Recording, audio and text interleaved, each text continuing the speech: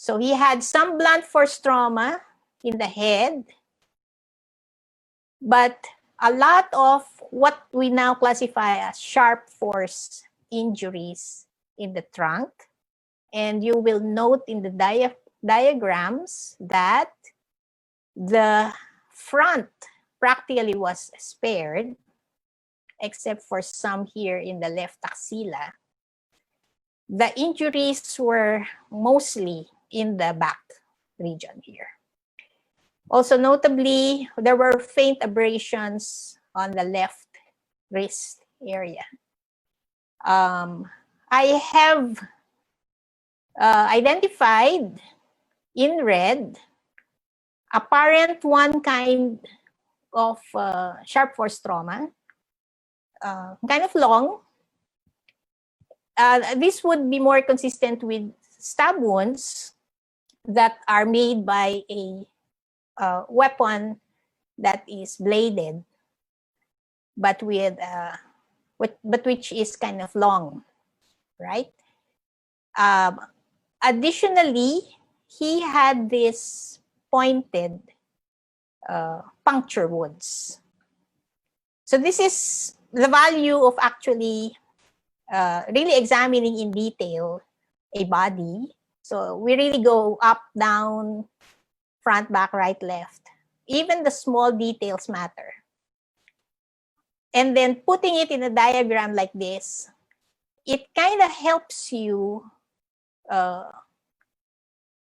relate to how he could have been attacked, what could have been his position relative to that of the assailant, and so on. So the examination of the body helps a lot, actually. So you've got multiple injuries here.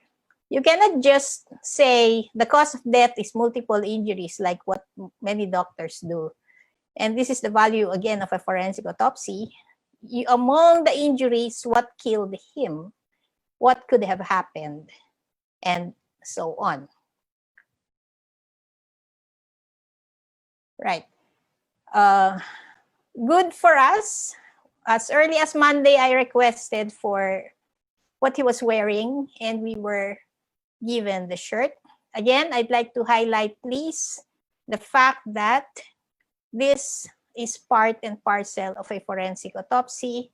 This is often thrown away in the Philippines, in the funeral parlors or in the emergency room. This helps a lot. This was what he was wearing. This is the back part. And you're seeing those cuts through the fabric corresponding to the injuries shown earlier, the injuries that you see on the body.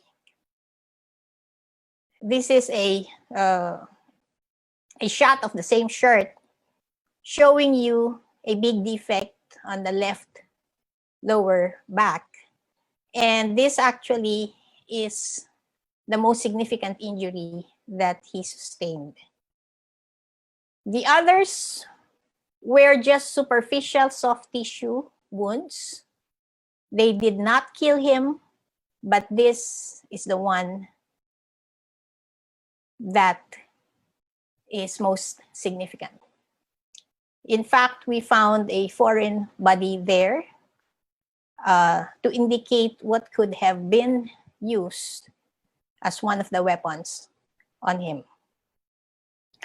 This is an anatomic diagram of a body cut in half.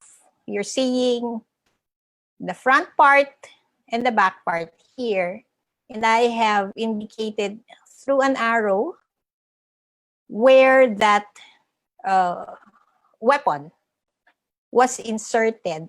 So if you count downwards, this is actually the 7th rib. And so below it, that was where that pointed weapon was inserted. And you will appreciate some vital organs there. This big red tubular structure is the biggest artery of them all. This is the aorta. And then you've got somewhere the esophagus, so nearby, and then anteriorly, you've got the heart with the vessels here.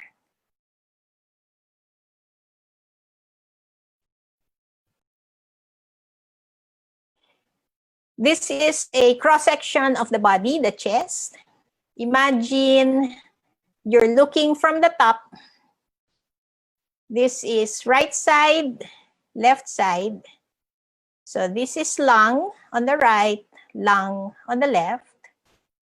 So that particular stab wound went from back to front, so forward. It was also downward and left to right. So that's how we actually describe trajectory. And just to explain to you, we did not find any significant stab wound of the left lung, but this is the aorta, which had a 2-point perforation.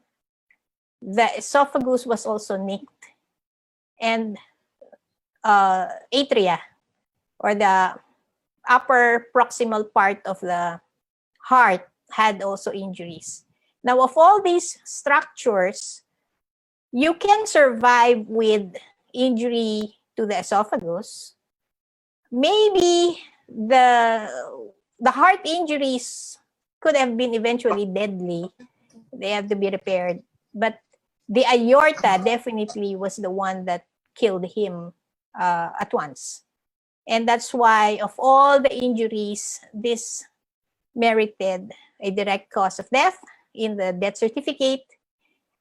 Just to highlight to you what we found, again, using an anatomic diagram here, this is the aorta going down like that. And since it was injured, there was a huge hematoma around it. And clearly, this is not survivable. This is what killed Mr. Echanis. So that's why we refer to it as an intrathoracic hematoma.